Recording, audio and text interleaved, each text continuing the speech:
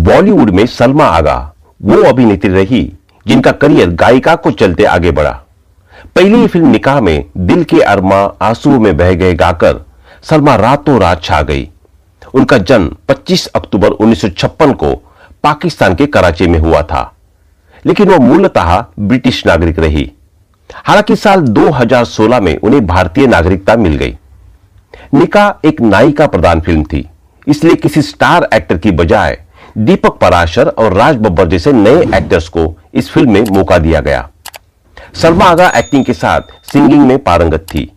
उनका एल्बम जब निकाह के संगीतकार रवि ने सुना तो उन्होंने इस फिल्म में सलमा से भी गवाने का निर्णय लिया।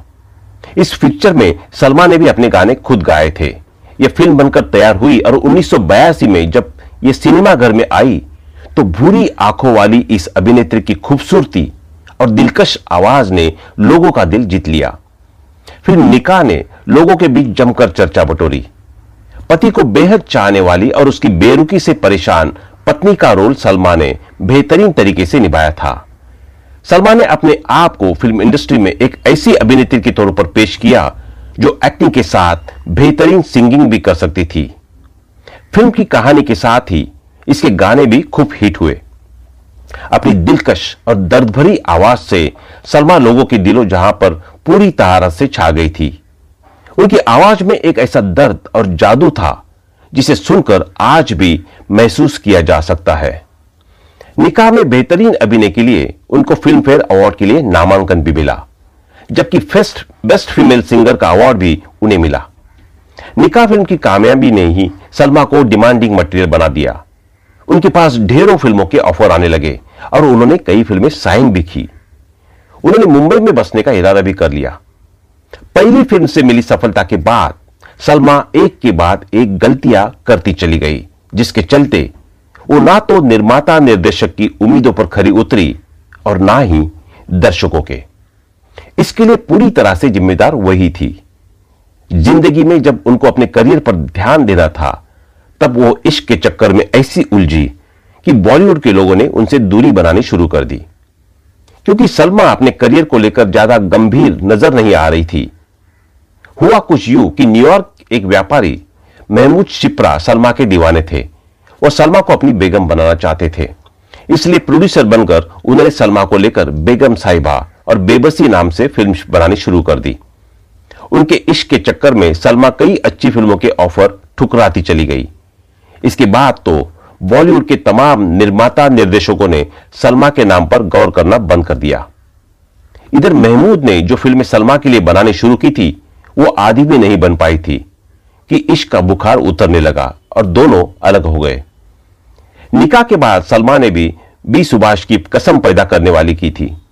सुभाष इसके पहले डिस्को डांसर जैसी हिट फिल्म बना चुके थे।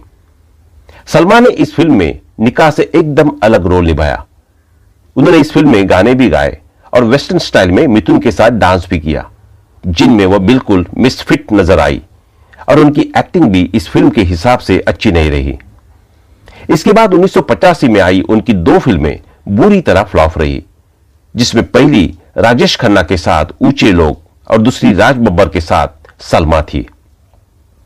इन फिल्मों में उनकी एक्टिंग की कलाई भी खुल गई। अब वो कुछ चुनिंदा रोल के लिए ही फिट समझी जाने लगी थी। जहां तक उनकी सिंगिंग का सवाल था, उनकी आवाज सिर्फ उन पर ही सूट होती थी, लिहाजा प्लेबैक सिंगिंग में भी उनका दायरा सीमित था। इस वक्त तक सलमा आगा को वन फिल्म वंडर कहा जाने लगा। इसी दौरान सलमा ने जावेद शेख से शादी कर ली, जिसके बाद बची हुई संभावनाएं भी खत्म होने लगी। भारत में अपना करियर डगमगाता देख उन्होंने कुछ पाकिस्तानी फिल्में साइन कर ली। इसी बीच उन्होंने एक पंजाबी फिल्म भाभी दी छोरिया में भी काम किया। बॉलीवुड में अपने फिसलते करियर को संभालने के लिए उन्होंने 1988 में जंगल की बेटी जैसी सी ग्रेड फिल्म में भी काम किया, जिसमें उन्होंने जमकर एक्सपोज किया, लेकिन तब तक बहुत देर हो चुकी थी। इस बीच उनकी कुछ और फिल्में भी आई, जिसमें 1990 में आई पति पत्नी और तवायफ और 1991 में मैं मीत मेरे मन की आई, जो फ्लॉप रही। सलमा आगा के नाना जुगल किशोर राज कपूर के सगे मामा थे। इस लिहाज से सलमा की मां नसरीन आगा राज कपूर की बहन लगती थी। सलमा ने बताया था कि राज कपूर उन्हें फिल्म हीना से लॉन्च करना चाहते थे, लेकिन उनकी नानी फिल्मों में काम करने के खिलाफ थी। नानी ने राज कपूर से कहा था कि कोई निर्माता उन्हें मौका ना दे। इसी वजह से सलमा को काम मिलने में दिक्कत का सामना करना पड़ा। सलमा के मुताबिक उन्हें फिल्म निकाह इत्तिफाक से मिली। वो नौशाद साहब के घर एक गाने के सिलसिले में पहुंची थी। यही उनकी मुलाकात B.R. चोपड़ा से हुई, जो उस समय तक तलाक तलाक तलाक बना रहे थे। चोपड़ा साहब को सलमा की आवाज पसंद आई और वही उन्हें फिल्म का ऑफर मिल गया। इसी फिल्म का नाम विवाद के बाद बदलकर निकाह कर दिया गया। निकाह के बाद सलमा ने कसम पैदा करने वाले की ऊंचे लोग, जंगल की बेटी जैसी फिल्मों में काम किया, लेकिन उन्हें सफलता नहीं मिली। इसके पीछे की वजह सलमा फिल्मों का ठीक से चुनाव न करना मानती थी। आखिरी बार सलमा साल 1996 में आई फिल्म गहरा राज में नजर आई थी। सलमान का ना तो करियर ठीक चल रहा था और ना ही निजी जिंदगी की गाड़ी पटरी पर थी। अपने पहले पति से उनका रिश्ता लंबा नहीं चला और सलमा ने जावेद शेख से तलाक ले लिया। इसके बाद वो स्क्वॉश प्लेयर रहमत खान के साथ रिलेशन में आई। रहमत खान लंदन में सलमा आगा के पड़ोसी हुआ करते थे। सलमा की मां उन्हें बहुत पसंद करती थी, इसलिए उन्होंने अपनी बेटी की दूसरी शादी रहमत खान से करा दी। दोनों के 2 बच्चे साशा और लियाकत अली हुए। दोनों का रिश्ता 10 साल तक चला। उसके बाद रहमत खान ने किसी और लड़की से शादी कर ली, जिसके बाद 2010 में यह रिश्ता भी खत्म हो गया। 2 बच्चे और 57 साल की उम्र में साल 2011 में सलमा आगा ने तीसरी बार शादी दुबई बेस्ड बिजनेसमैन मंजर शाह से की। सलमा कभी भी अपने करियर को ठीक से प्लान नहीं कर पाई। कभी वो भारत में होती तो कभी पाकिस्तान में। इसी बीच में शादी और तलाक का भी दौर चलता रहा, जिसका असर उनके करियर पर पड़ना ही था। हिंदी के अलावा सलमा ने तमिल, तेलुगु और मलयालम फिल्मों में भी काम किया। आखिरी बार वो साल 1996 में आई फिल्म गहरा राज में नजर आई थी। उसके बाद उन्होंने हिंदी फिल्म इंडस्ट्री को अलविदा कह दिया, लेकिन उन्होंने अपना सिंगिंग करियर नहीं छोड़ा। भारत के अलावा वो पाकिस्तान और बांग्लादेश की फिल्मों में के लिए भी गाती रही। सरकार ने सलमा आगा को सिटीजन ऑफ इंडिया यानी OCI कार्ड दिया। उन्हें भारत आने के लिए वीजा की जरूरत नहीं पड़ती। सलमा आगा अब एक फिल्म मेकर है। वो महिलाओं पर आधारित मुद्दों पर फिल्में बनाती है। उनके पति मंजर शाह दुबई में रहते हैं, जबकि वो अपने दोनों बच्चों के साथ मुंबई में रहती है।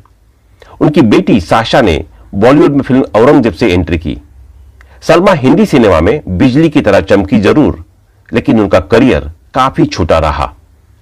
एक सिंगर के तौर पर वो ज्यादा शोहरत कमा सकती थी, लेकिन हीरोइन बनने की जिद में वो सिंगिंग करियर पर ज्यादा ध्यान नहीं दे सकी। तो दोस्तों, अभी के लिए बस इतना ही। मिलते हैं अगले वीडियो में। तब तक आप अपना ध्यान रखिए। Bye bye.